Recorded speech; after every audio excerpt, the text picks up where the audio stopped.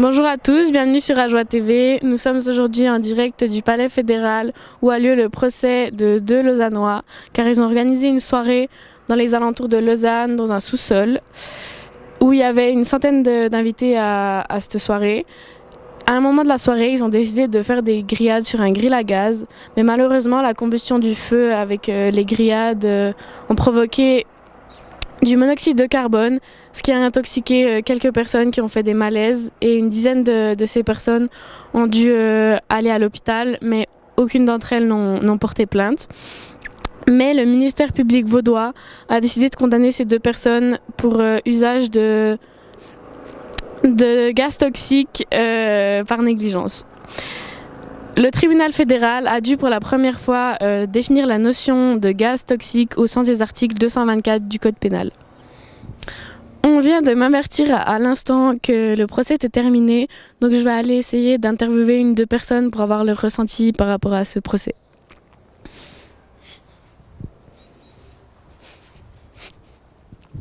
Nous nous trouvons actuellement avec Maître Fugue, donc je vais lui poser quelques questions par rapport à ce procès. Bonjour Maître Fugue. Bonjour. Quel est le problème juridique mis en cause lors de ce procès? Le problème juridique dont nous avons parlé aujourd'hui est: est-ce que le monoxyde de carbone est un gaz toxique? Et quelles sont vos idées, vos arguments à propos de ce problème? Le ministère public a déclaré que les deux organisateurs avaient intoxiqué leurs invités et ils considèrent que le monoxyde de carbone est un gaz toxique.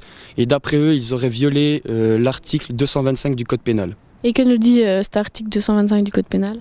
Il dit: si une personne intentionnellement mais sans dessein délictueux ou par négligence et au moyen d'explosifs ou de gaz toxiques aura exposé à un danger la vie ou l'intégrité d'une personne, l'intégrité corporelle d'une personne ou la propriété d'autrui, alors la personne sera punie d'une peine privative de 5 ans au plus et d'une peine pécuniaire.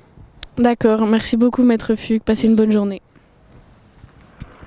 Je viens à l'instant d'interviewer une personne du parti du ministère public, donc je vais aller essayer de trouver quelqu'un qui est du côté de la défense.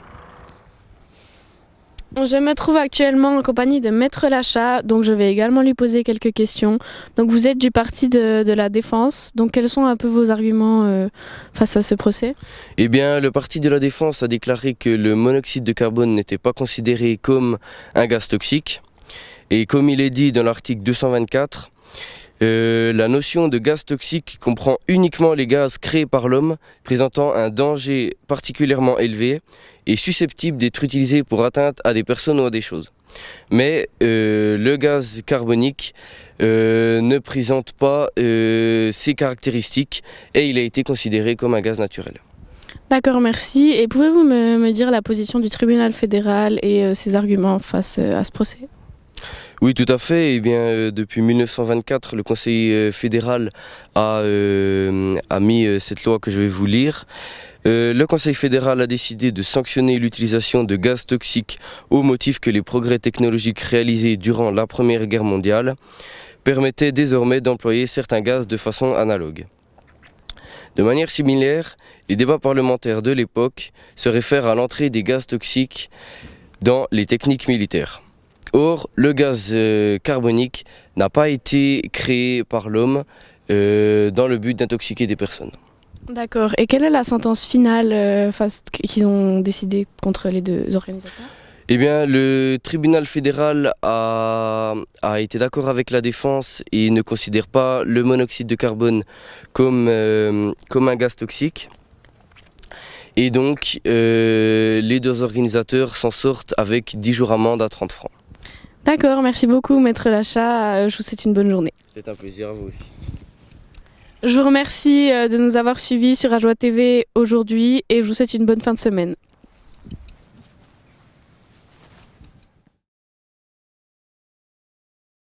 Donc je vais essayer d'aller interviewer une, deux personnes pour avoir leur ressenti suite à cela.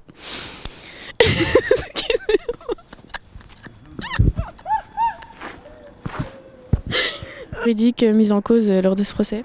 Est-ce que c'était violer l'article 25 du Code pénal?